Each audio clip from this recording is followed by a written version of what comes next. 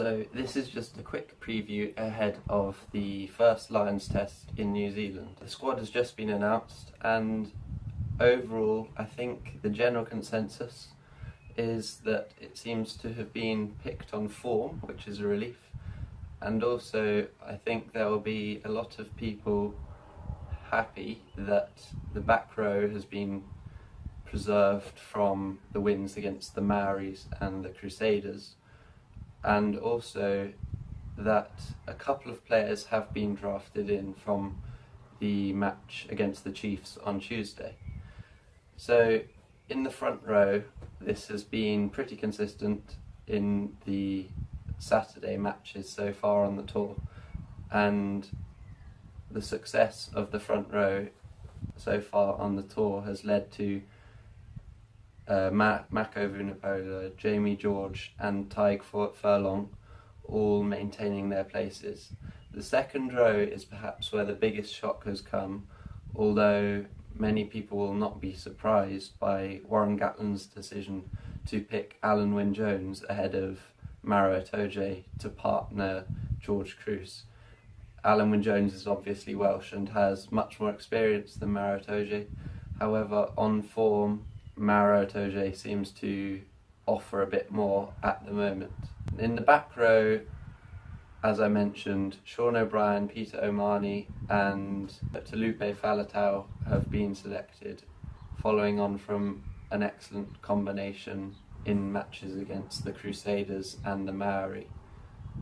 And Peter O'Mahony, having been a surprise inclusion in the squad, seeing as he didn't even start most of Ireland's games in the Six Nations, is now captaining the Lions in the first test against New Zealand, leaving Sam Warburton on the bench, being the first captain to be left out of the first test of a Lions tour without it being an injury. The halfback pairing is a relief rather than any shock, because the main thing is that Owen Farrell has been included, which means he's fit, and that will make many Lions fans happy and hopeful. And Conor Murray was the obvious selection for scrum half. In the centres, Ben Teo has played himself into a starting spot in the test team ever since he played well against the Crusaders and against the Maori, with a string of important dominant performances in the midfield, and his ability to break the first tackle could be key against New Zealand. However, there is concern that against the stronger midfield pairing that the All Blacks will have, he may not be able to make as many breaks. Alongside him is Jonathan Davies, and the centre partnership has been working so far, and again has been the one selected to play against the Crusaders and the Maori, which were perhaps the Lions' most successful matches so far of the tour. Jonathan Davies had a good end to the season and has carried through a certain amount of form into the tour. The alternative, Jonathan Joseph, hasn't been included in the squad, and that's probably just because of his lack of versatility if he were to be on the bench.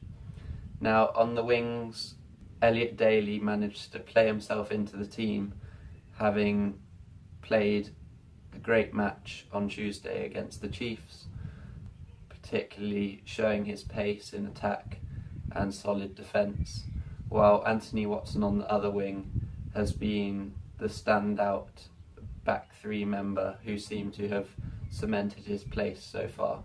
But this does mean that George North has been left out, and it could leave the Lions lacking something in the power that George North brings, and he is the only winger who is really comparable to someone like Julian Savea, who the All Blacks have in that combination of power and speed, and when George North is on form he definitely provides that, although his form has been limited within this Lions tour. And then to full-back, another player who's managed to play themselves into the test team is Liam Williams. There were people who were suspecting Lee Halfpenny would start, mainly due to his defensive ability. A contributing factor to this switching may have been down to Owen Farrell's fitness, which allows Owen Farrell to be the place kicker, and so Lee Halfpenny is less important for this job. And that means Liam Williams can be brought in to add a bit more attacking flair. And also, last time Wales played in New Zealand last year, Liam Williams was the standout player on the tour and received a lot of praise from the New Zealand media. So it seems like a positive inclusion from Warren Gatland. On the bench, there's the front row subs of Jack McGrath, Ken Owens and Kyle Sinclair, Maro Itoje to cover the second row, and Sam Warburton to cover the back row. Rhys Webb has been included as the substitute scrum half, while Johnny Sexton also makes the bench. The final substitute is Lee Halfpenny, and if he were to come on, there's a lot of versatility already on the pitch, so he would go to full-back, and any of the current back three of Anthony Watson, Liam Williams and Elliot Daly could rotate between the other back three positions, and Elliot Daly can even cover centre as well.